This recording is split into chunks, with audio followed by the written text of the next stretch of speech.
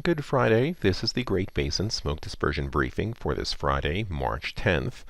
Taking a look at precipitation over the past 7 days on the left-hand side. You can see quite dry over the past week across the southern half of the geographic area, with the exception of the Wasatch and the Uintas. Gets wetter as you head up further into portions of Idaho and into Wyoming. If you look on the right-hand side, in terms of percent of normal, we were below normal or well below normal across the southern half of our area, but above normal precipitation here, 200 to 300% or higher across the mountains of Idaho. A look at our upper level map and satellite imagery across North America shows deep low pressure over the Hudson Bay area and troughing down into the east coast. Another deep low in the Gulf of Alaska, and in between we have an impetus for a weak ridge of high pressure that's flat right now, which should start to build over the next couple of days. But ahead of it we have some frontal systems. It looks like the bark is worse than the bite. A lot of enhanced cloud cover through here. Most of this precipitation is fairly light. A lot of the energy is concentrated further north.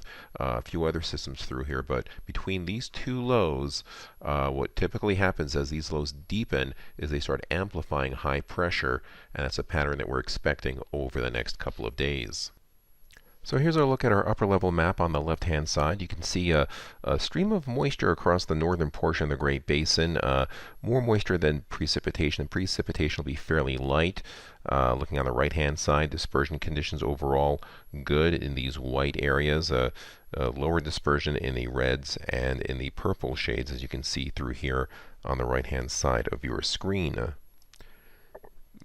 Breaking it down into transport winds on the left-hand side, strongest up across our northern areas, weaker as you head further to the south. You can use the arrow vectors for directions and the keys here for the speeds. On the right-hand side, mixing heights also, we're not seeing anything too terribly bad, although we do have some lower pockets here across far northern Nevada and Utah, and a little bit up into the Snake Valley of Idaho, but overall dispersion conditions in the middle to upper elevations, especially in the south, getting pretty good. Now on Saturday, we do have building high pressure here, shown by the arc of these height lines. Moisture shifts further to the north. On the right-hand side of dispersion, really no significant concern, just some localized low pockets here across parts of far northern and northwestern Utah. Nothing of true significance. Transport winds fairly light across the southern portions and central portions of Nevada and Utah, getting stronger as you head towards the Idaho border. Mixing heights, again, lowest in those areas, better to the north, and also pretty good across southern Utah and also through the Arizona Strip. It's that time of year, sun getting higher in the sky, and days are getting longer, so we're getting more heating and more instability during the afternoon hours. Now on Sunday, we have high pressure building across the west coast. That's in response to deeper low pressure across the eastern seaboard and off the Pacific coast. And you can see that across Utah especially, and into parts of Idaho and Wyoming, in the white, in the clear, so really good overall dispersion. There'll be some better winds coming in and also better daytime heating. And we can look at our transport winds and mixing heights. You can see a stronger transport flow across Utah here from the northwest. Some of these gusts could be in excess of 30 miles per hour, hence the better overall dispersion. And that's also combined with good vertical mixing, especially across our eastern areas, lagging a little bit behind to our west. Now if we look at the Utah Clearing Index specifically, we can see through here that for today we have very good conditions through here in portions of the Wasatch, lowest across the northwest deserts. It takes a bit of a downhill turn on Saturday with some cloud cover, but then Sunday as the sun comes out, we see good overall dispersion conditions across many locations, just about the whole state. Looking at precipitation during this 3-day period from Friday afternoon through Monday afternoon, we are dry except for some light amounts across central Idaho, maybe 1/10 to 1/4 inch, and the heaviest pockets will be up in the Teton National Park area, where over 3/4 of an inch of precipitation is expected in some spots. Taking a look at next week, we have strong high pressure building in across the west. Very dry, very warm conditions across Nevada, Utah, and that ridge of high pressure pushes up into Idaho. There is some mid to upper level moisture, but any precipitation in our zone should be fairly light. We have stormier conditions mainly east of the Mississippi and well off the Pacific coast.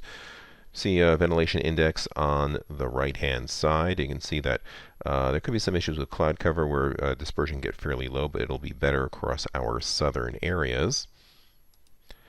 And then on Tuesday, still dominated by high pressure, still some high clouds and mid-level clouds up in our northern areas, drier to the east and to the south. In terms of the ventilation index, you can see our best dispersion areas in the white and yellow here across a good portion of Nevada and the southern half of Utah. The further north you go, you'll probably have more cloud cover limiting the heating and limiting the amount of instability that develops during the afternoon hours. Then on Wednesday, that high pressure ridge starts shifting to the eastern portion of the Great Basin. We have a storm system moving onshore across California, spreading into parts of northwestern Nevada, and parts of southwestern Idaho. With that storm system, good overall dispersion for the most part. The lower dispersion values in the red and purple get pushed off to the north and to the east.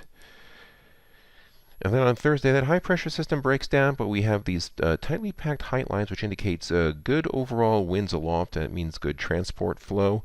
Not as much cloud cover entering our region, so we have a fair amount of white here, meaning good to excellent overall dispersion.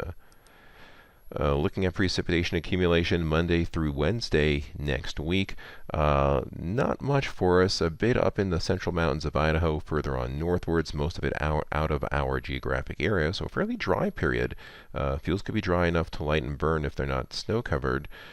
Big storm system with a major snowstorm for the northeastern cities, just a point of curiosity. And looking down the road, our 8 to 14 day outlook, which takes us through March 17th to the 23rd, warmer than normal temperatures, although it will come with some wetness, especially across the northern half of our region. So could see some more precipitation, but with that warmth, it could mean that snow levels will be relatively high. This concludes our briefing. Our next one will be coming up this Monday, the 13th. Have a great weekend.